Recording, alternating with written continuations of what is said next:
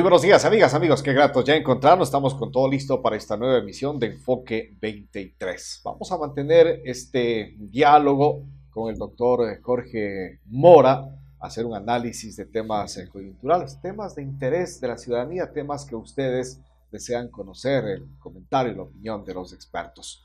Hay una serie de actividades que mantienen preocupadas a la ciudadanía, y pues hay que ir conociendo, ¿no? Cuáles son las causas, los efectos, todo aquello que circula alrededor de estos acontecimientos. Doctor, gracias por acompañarnos. Bienvenido, muy buenos días. Buenos días, siempre es un placer acompañarlos. Ha pasado ya más de un año de la administración del presente gobierno, doctor. Se sigue manteniendo en el discurso como echándole la culpa al gobierno anterior de muchas cosas. ¿Es el tiempo suficiente para ya dejar eso atrás y empezar a gobernar con todo aquello que le da la Constitución al nuevo gobierno?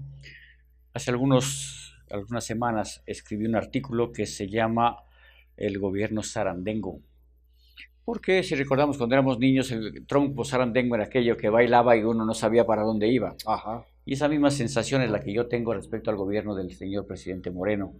Porque tengo la impresión de que se reúnen en la mesa de gobierno un montón de personas, un sinnúmero de personajes, sin embargo, no trabajan alrededor de una idea común y cada uno intenta y hace lo que aquel personaje quiere. Me parece que no se está articulando frente al gobierno una política única al mando del liderazgo de Lenín Moreno. Me parece que hay demasiada libertad para que cada uno de los personajes haga lo que quiera y entonces la suma de buenas voluntades no genera un gobierno confiable ni creíble. Por lo tanto, sigo manteniendo mi teoría de que es un gobierno con el carácter de zarandengo, donde se hacen acciones pero el futuro no sabe dónde va y a veces ni siquiera genera nada, porque existen expectativas, existen obligaciones en el gobierno, el de generar un impacto positivo en la economía, el generar empleo. Mire que eso fue una noticia vergonzante, el hecho de haber sacado 130,000 jóvenes a la desocupación, cuando viene una migración venezolana bastante fuerte. Y en ese caso, ¿cuál es la respuesta del presidente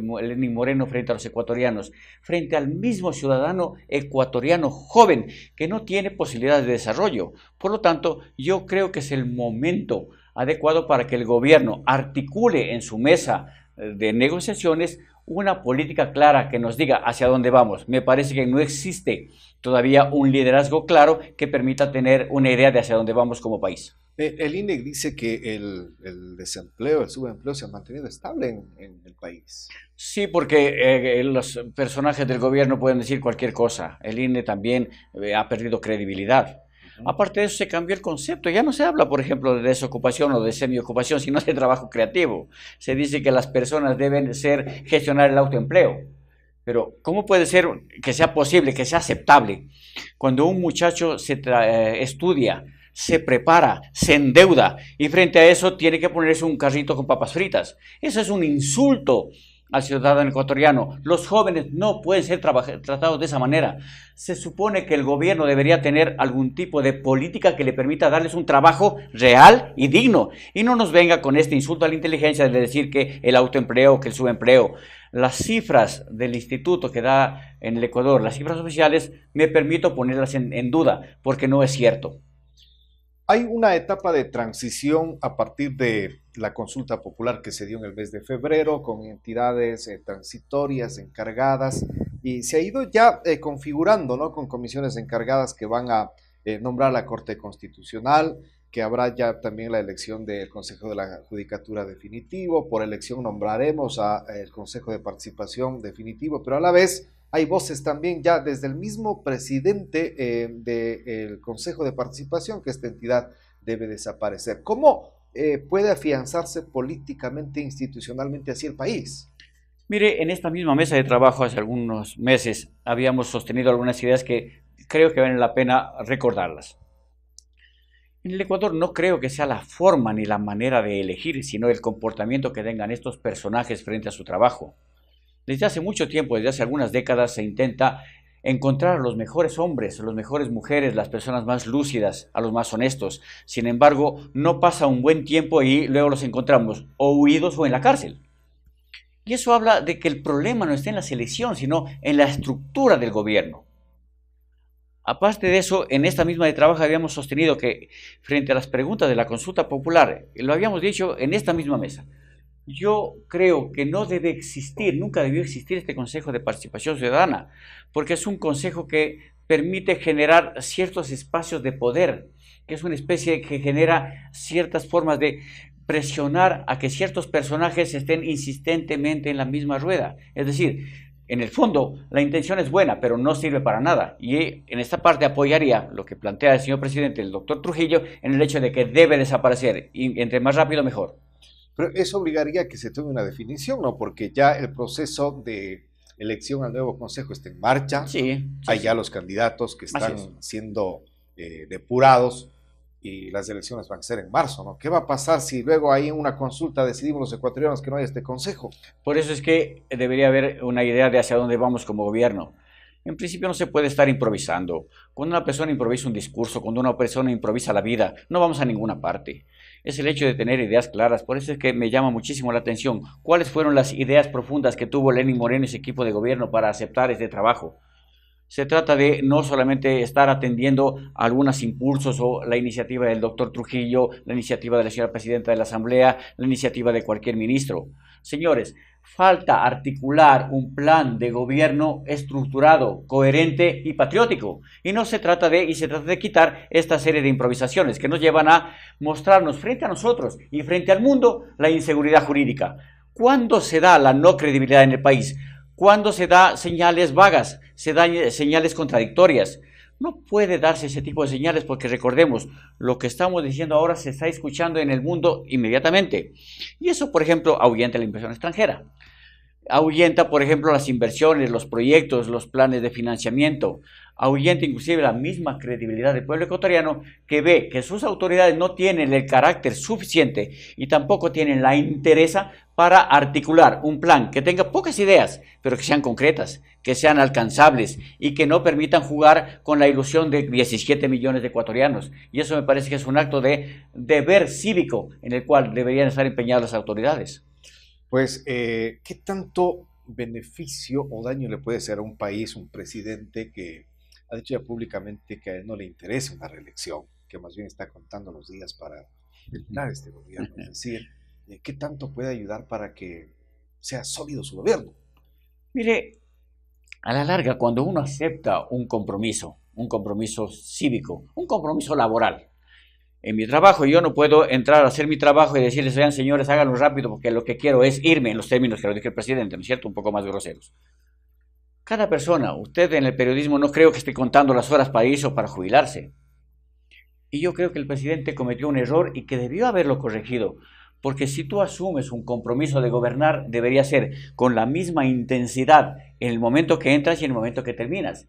El señor presidente Moreno es absolutamente libre para irse y no entrar a otro periodo de reelección que podría darse. Él puede hacerlo, pero lo que no puede hacer es, pensando en voz alta y diciéndole que apenas pueda terminar esto, él abandone el barco. Yo creo que cometió un error que no lo ha corregido y que creo que debería todavía estar a tiempo de corregirlo. Porque la imagen, ¿cuál es la que deja frente a los gobernantes? A los mismos jóvenes que van a entender que uno asume algo y sin embargo a la primera de basto se va. Eso nos hace perder credibilidad como país. Es el único país donde desde el primer mandatario está esperando que acabe el tiempo para irse. Y eso deja un mal precedente frente a sí mismo, frente al gobierno, frente a los jóvenes y frente a la imagen exterior. Desde que iniciaba este gobierno, desde la oposición y la ciudadanía criticaba mucho el estar rodeados de quienes fueron parte del gobierno de Correa. Si bien es cierto, nacen o tienen un mismo origen en Alianza País, y es el partido que ganó las elecciones, el movimiento político, pero se exigía ir desprendiéndose de personajes que estuvieron muy ligados al gobierno de Correa. En gran medida se lo ha hecho. ¿Cómo usted mira de quién se ha ido rodeando ahora o qué tanto sigue vinculado a quienes formaron parte del correísmo? Mire, yo creo que habría que dividir el correísmo en dos etapas. El primer gobierno de Rafael Correa y el segundo gobierno. En el primer gobierno había las ideas, había los proyectos, había las intenciones y me parece que lo hizo de una manera aceptable. En el segundo gobierno se descompuso porque cuando ya un gobernante pasa demasiado tiempo comienzan a aparecer ciertas prácticas mafiosas y en ese sentido ¿Cuál es el triste rol de las personas ligadas al correísmo que están ahora en el gobierno? Y son aquellas que se preocupan no de difundir, por ejemplo, las ideas socialistas, sino más bien de proteger aquellos actos de dudosa validez del gobierno anterior. Es decir, perdieron el rumbo. Más que gobernar con sentido socialista, con sentido de distribución de los recursos, se han convertido en guardianes de aquellos actos que tienen dudosa validez y que están siendo investigados. Y esa parte, la bancada o el aporte del gobierno ligados a la Revolución Ciudadana nos están debiendo algo muy grave, es el hecho de haber perdido el rumbo. Y de hecho, cuando ellos no han cumplido su propio rol, cuando ellos han pensado que deberían más bien cuidar aquellos beneficios que lograron en el gobierno anterior, también se dio espacio a personajes que tampoco le hacen mucho bien al país. Porque si bien es cierto, partimos de un gobierno que tiene políticas de corte social, sin embargo se rodeó de la más rancia ultraderecha, donde lo que importa sí es los vínculos internacionales, pero también se trata de lograr el máximo beneficio con el mínimo costo. Es decir, no puede mezclarse porque no pueden dialogar personas que tienen implicaciones de izquierda y que tienen implicaciones de ultraderecha.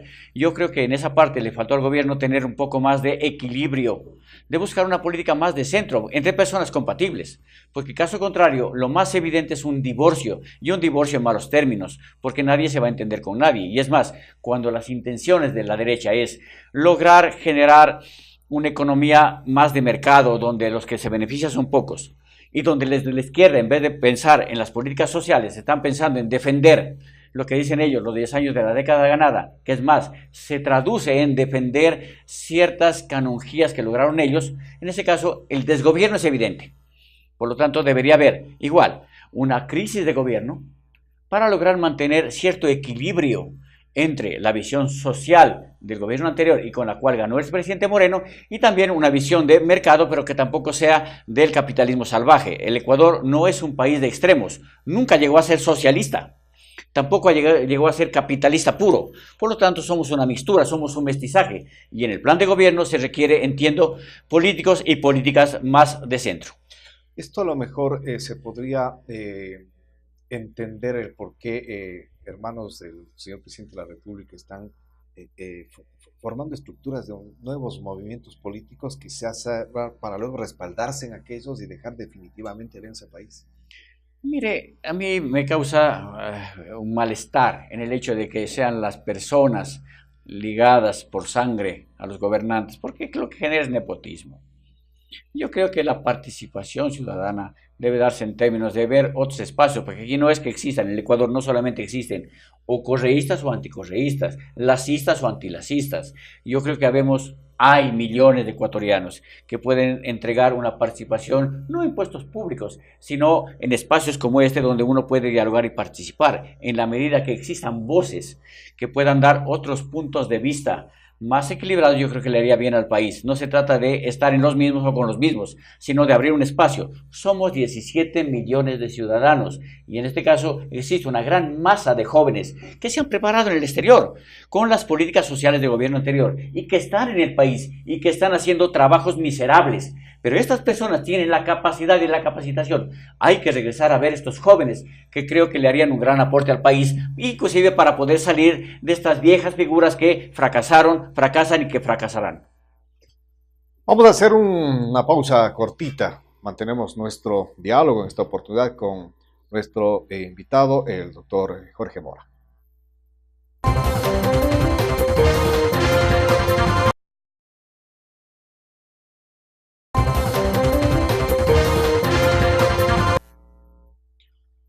Muchísimas gracias por estar con nosotros. Vamos a continuar con Enfoque 23. Bienvenida a sus comunicaciones a través de nuestros contactos para que nos sugieran temas, personajes que deben ser parte acá de este espacio. Doctor, se ha mirado con mucha indignación varias actividades o procesos que se han presentado acá en el país. La situación en la Asamblea de los famosos diezmos que ahora mismo se están ya investigando. Se ha formado una comisión para investigar específicamente a un asambleísta del partido de gobierno, otra asambleísta que está siendo investigada por haber ido a visitar a una testigo protegida. Aparece ahora ya detenidos miembros activos y pasivos de las Fuerzas Armadas que están involucrados en la venta de armas, de municiones, de explosivos a el tristemente recordado Huacho, ¿no? Que ha causado tanto dolor acá en el país y sigue pues creando también zozobra. Mire, había una frase en el gobierno de Rafael Correa que dice, el Ecuador ya cambió, y estos hechos lo que demuestran es que el país nunca cambió. Por lo tanto, se necesita una práctica de gobierno firme y no dejar ese aparente desgobierno, porque comienzan a aparecer esas viejas mañas de los ecuatorianos. Mire lo que usted plantea. El mundo, los políticos se llenan la boca. En la 73ª Asamblea de Naciones Unidas se hablaba del combate a la corrupción. Y en esos mismos días la señora vicepresidenta hablaba de que esta práctica es común, que aquí es normal, como si el hecho de ser aceptado por nosotros legalizaría las prácticas que no son correctas. Yo veo que a veces los políticos entienden una parte del discurso y otra cosa el hacer. Yo creo que debe exigir la vuelta de cierta forma de formación, de reflexión frente a lo que no es correcto. Yo soy un hombre de 60 años y cuando yo era muchacho había ciertas materias que en el tiempo las dejamos votando, como la cívica, la ética, materias que nos daban cierto sentido de responsabilidad social. Y luego nos volvimos pragmáticos, que solamente haya materias que nos lleven a una excelencia, yo diría, profesionalizante. La gente nace sin valores. Y no los valores aquellos de la religión, sino a los valores cívicos que nos permitan una convivencia sana. No robarás, respetarás al prójimo. ¿Qué tipo de mentalidad puede ser posible que un político crea? Sin capacitación llega a la asamblea o donde llega o al ministerio. En este caso, esta persona que no tiene la capacidad se rodea de una serie de los asesores, pero que tienen que contribuir con su sueldo. Es una práctica antiética que atenta contra los más básicos derechos humanos y que es inaceptable. Y la misma Asamblea Nacional, donde existen algunas personas culpables, se autoprotegen. Señores, ¿acaso no vieron algún tipo de video de la 73ª Asamblea de Naciones Unidas? ¿No han visto los foros internacionales donde se hace un llamado a la honestidad? Y ese llamado los incluye, no los excluye. Y es un llamado para modificar estas prácticas que las sabemos. Un secreto a voces, ¿no? Es un secreto a voces y que lo practican. Y entonces voy a tener que creer a aquella señora que decía que el hombre es inocente mientras no se lo encuentre en el adulterio. Porque no es cuestión de que no me trinquen, sino de yo, por mi propio convencimiento, actuar con coherencia. Y la coherencia viene desde dentro. Yo no puedo pensar que a mí deba controlarme mi conducta, mi madre, mi directora, el rector o el policía. Yo debo ser un ser humano lo suficientemente maduro y consciente para que mi forma de conducta obedezca a mi propio designio. Y no espero tener un policía atrás para que me haga actuar en concordancia. Por lo tanto, el Ecuador, las autoridades o aquellas personas que creen que pueden disponer de un dinero de una persona vulnerable, sensible, porque no una persona que trabaja para un asambleísta no es que gana 30, 40 mil dólares, pues son sueldos pequeños y le estás quitando el alimento, la educación, las oportunidades a los niños, a los hijos de estas pobres personas que tienen que entregarte una parte de ese dinero para sostener un trabajo precario. Es un crimen. No sé si que sea punible, pero sí es censurable por parte de la ciudadanía, que debe entender que esas personas son vividores de las personas pobres, y ese es un pecado grave, el hecho de aprovecharse del más débil. En cuanto a las Fuerzas Armadas, es la institución quizá de mejor calificación en cuanto a credibilidad por parte de la sociedad. ¿Qué va a pasar ahora? Mire, las Fuerzas Armadas ha tenido una curva bastante interesante porque tampoco ha tenido siempre momentos altísimos. Hace algunos años, creo que fue 2002, 2003, también había esta venta de armas y cuando se hizo estallar el cuartel en Riobamba para ocultar las pruebas que nos hacían pensar que en ese tiempo también los militares, algunos militares, vendían armas a las FARC. Y luego las Fuerzas Armadas han tenido una lucha bien importante, interesantísima. Han logrado mantenerse en los cuarteles más de una década y eso es de felicitarlo. Han tenido también una política de transparencia frente a sí mismos. Pero medio se descuida, entonces comenzamos de nuevo estos hechos que dicen que ahora también están entregando armas a estos grupos disidentes. No solamente las Fuerzas Armadas, veamos también lo del fútbol, ¿no es cierto? Donde esas personas compran dirigentes, compran equipos, compran jugadores. Si uno sale al Ecuador bajo esta perspectiva, el país apesta, porque la corrupción está metida en toda la estructura social. Pero eso significa que las personas honestas están perdiendo la carrera. Yo creo que no se podría tildar, porque recordemos, insisto, las redes sociales, la televisión, la radio hace que llegue a todo el mundo en el mismo momento. ¿Cuál será la imagen que se tiene del Ecuador en estos días? Personas que aprovechan del sueldo de los más débiles, fuerzas armadas que venden sus pertrechos a las mismas personas que dicen combatir, equipos de fútbol que se venden y que los resultados no tienen ninguna credibilidad. Y frente al mundo podríamos tener el estigma de ser un país semisalvaje y corrupto. Y no es correcto. Y no es correcto, porque las personas honestas se están viendo invisibilizadas. Esta mala conducta de unos pocos tampoco puede decir que sea el común de la ciudadanía. Los ecuatorianos somos personas que hemos estudiado, que trabajamos con honestidad y con sacrificio. Y esa es la imagen de los ecuatorianos que deben ir al mundo y frente a sí mismo. Y esa es la imagen que deberían entender estos malos militares, estos malos políticos que aprovechándose de sus espacios de poder intentan beneficiarse o del erario público o del erario particular de las personas vulnerables. Hay preocupación ya por una serie de informes que se ha dado por organismos multilaterales en cuanto a lo económico. Se hablaba de un crecimiento bastante sustentable para finales de este año y se habla que no creceríamos más allá del 1,2%. El petróleo ha alcanzado excelentes precios. Hoy se habla inclusive de que continúan siendo efectos de efecto negativo, el riesgo país, es decir, hay cosas que siguen como estigmatizadas ahí dentro de esta posibilidad de detener el crecimiento del país. Y lo que se plantea es absolutamente interesante y es muy importante redefinirlo. El gobierno de Correa se fue al piso cuando se le cayó el precio del petróleo, independientemente de su forma de gobernar o lo que hizo él, el uso de los recursos. Eso no importa para el razonamiento actual. Sin embargo, hoy el precio se ha recuperado. ¿Pero bajo qué política? Por lo menos antes decíamos el cambio de la matriz productiva. Hoy, ¿cuál es la idea articulante en la política ecuatoriana? ¿Cuál es aquella idea que nos convoca a los ecuatorianos? A la señora vicepresidenta, un trabajo bajito, te dice, sí, ella se ocupa de la economía solidaria y da un informe muy pobre. Pero ¿cuál es la gran política? ¿Hacia dónde va el rumbo del Ecuador? Porque en todo caso, si el Ecuador no tiene rumbo, aunque tuviésemos un petróleo de $200, no vamos a ninguna parte, porque ese dinero no está destinado a ningún programa articulado. Y ya son 2 años, ya vamos para el segundo año de gobierno, ya estamos caminando, estamos al año y medio. Ya se ha perdido más del 33% del tiempo. ¿Y cuál es el rumbo que el Ecuador plantea? ¿Cuál es la gran idea? Mire, recordemos que no solamente el Ecuador amerita buen trato, es evidente, el señor presidente hace un buen trabajo cuando no insulta, cuando cuenta chistes, aunque sea viejos.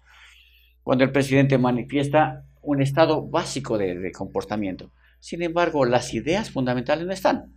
Déjeme pensar en voz alta respecto a Donald Trump, por ejemplo. El señor atenta contra los derechos humanos, es un grosero, es un patán, es un rata, es un tipo despreciable. Sin embargo, los indicadores económicos están bastante bien. La tasa de desempleo ha bajado. Por lo tanto, me gustaría tener un gobernante que sea un caballero, que se exprese de manera cordial, que sea inclusivo, pero que sepa dónde va, pues. Porque caso contrario, solo los buenos chistes, el buen trato y el nunca decir groserías no garantiza un buen gobierno. Falta una idea central que nos articule. Insisto, habría que repensar. El cambio de matriz productiva me parece una gran idea, y no del correísmo, del sentido común. Pensemos en algo que nos permita articular y aprovechar de buena manera el momento del precio del petróleo, porque recordemos, esta curva es asimétrica, esta curva es oscilante, a veces sube, a veces baja, y es cuestión de momentos. Entonces aquel pensamiento bíblico de trabajar bien en tiempo de vacas gordas para vivir decentemente bien en tiempo de vacas flacas. Ese pensamiento ya tiene miles de años y sin embargo los ecuatorianos no lo podemos entender y no lo podemos practicar. Se vendrán entonces situaciones bastante difíciles en lo económico, a pesar de este soporte que tiene el petróleo. Se habla inclusive de crear un fondo algo parecido a lo que era el FEIREP, ¿no? En gobiernos anteriores. Doctor, yo quiero también hacer una revisión. Efectivamente, el próximo año vamos a tener elecciones de gobiernos seccionales. Ya sabemos que hay candidatos, precandidatos, pero también ya empiezan a aparecer posibles candidatos para la presidencia de la República. Si revisamos el mensaje, por ejemplo, del señor alcalde de Guayaquil, decía que su discurso final, ya ahí por las festividades del puerto principal, pero ya parece que está promocionando su candidatura. Recordemos, como yo lo recuerdo como si fuera ayer, él era el primer candidato, tenía la primera opción, llegó a Abdalá Bucarani, echó al traste todo eso. Porque frente al Ecuador, el Ecuador amerita una serie de construcciones de ciertos liderazgos muy complejas. Nosotros podemos tener poca memoria, pero también hay cosas que somos bien memoriosos. Hay un estigma que lo persigue a Jaime Nebot. Hay un estigma de un gobierno de derecha prepotente y hay una buena base de gente, entiendo que alrededor del 30%, que vivió decentemente bien con el gobierno de Rafael Correa. Y los candidatos en un país donde es muy complejo gobernar, yo entiendo que es muy, muy complejo. Yo no estaría en capacidad de decir yo lo hago, pero graciosamente aparecen decenas de precandidatos que aparentemente chascan los dedos y solucionan el problema del país. Eso requiere una reflexión seria, una reflexión seria. Y yo creo que también hay que retirarse a tiempo. Una de las cosas más tristes en la vida es no entender que la vida pasa y que la modernidad avanza. Por lo tanto, hay ciertos liderazgos que ya no deberían estar. Frente a la alcaldía de Quito veo con preocupación, por ejemplo, esa figura que en su momento fue maravillosa, bastante buena, la del general Moncayo, sin embargo, hoy como que lo han reencauchado y va de nuevo. Pero parece que es el más Y más acertado, opcionado. ¿no? Ah, Más sí, opcionado. veamos qué dicen las cuestiones. Recordemos, Finalmente, por ejemplo, que el señor alcalde actual, en principio no lo conocía prácticamente nadie, sin embargo llegó a la fue un alcaldía, outsider, ¿cierto? ¿no? Fue a Buenos Aires. Ahora he visto con algún tipo de inquietud lo del señor Holguín, ligado a Guillermo Lazo, que es un joven que tiene las características que aparentemente los quiteños o los ecuatorianos apreciamos. Es joven y guapo. Y eso como que de alguna manera también no es una manera racional de elegir, pero comienzan a aparecer algunas figuras que nos hacen pensar que podría haber algunas sorpresas. Un par de minutitos que nos queda, doctor. Hubo una declaración por parte del ministro de Comunicación en Venezuela tratándolo de mentiroso al señor presidente de la República. Inmediatamente se tomaron acciones y se pidió la salida de la representante diplomática de Venezuela acá en el país. ¿Cómo mira usted este hecho? En principio, en la 73ª Asamblea de Naciones Unidas, el señor presidente de la República hizo una crítica al gobierno venezolano y manejó algunas cifras que luego pueden ser sujetas de observación. Pero Venezuela no entendió el mensaje claro, porque no se trata de ser precisamente cuántos, sino es el hecho de que de su país estén emigrando de un éxodo doloroso los jóvenes y los niños. En este caso, el ministro de Comunicación venezolano le ha dicho mentiroso al presidente y me parece una actitud muy saludable de nuestra Cancillería, elevar una queja y expulsarla a la señora embajadora aquí en el Ecuador. Y eso me parece que es prudente, me parece que pone en principio un estate quieto, que era necesario, porque aparentemente ellos podían decir cualquier cosa. Tan es así que los venezolanos, muchos no lo hicieron con inteligencia, venían al país, se permitían insultarnos y querían trabajo. Y en ese caso, ni los migrantes, ni la autoridad, ni el gobierno venezolano han procedido con la suficiente inteligencia. Primero, para entender que es un problema de ellos y un problema grave. Y segundo, que los países donde va su gente tienen ciertas limitaciones y que tienen derecho a la protesta. Y en este caso es cuestión de llegar a acuerdos, no de insultar a las personas. Porque en todo caso, expulsarla, aquí, a ver esta expulsión, me parece que siendo un presidente muy importante, interesante, y de mi parte me siento bastante complacido de que sí hayan procedido. Doctor, hay tantos temas que tratar, seguiremos conversando en algún momento. Muchísimas gracias por acompañarnos. Un placer y siempre el tiempo es fantástico. Gracias por la invitación. De esta forma llegamos a la parte final de esta emisión de Enfoque 23. Nuestro invitado, el analista político, económico, el doctor Jorge Mora ha estado con nosotros acá. Disfruten lo que resta del fin de semana. Será hasta un próximo encuentro.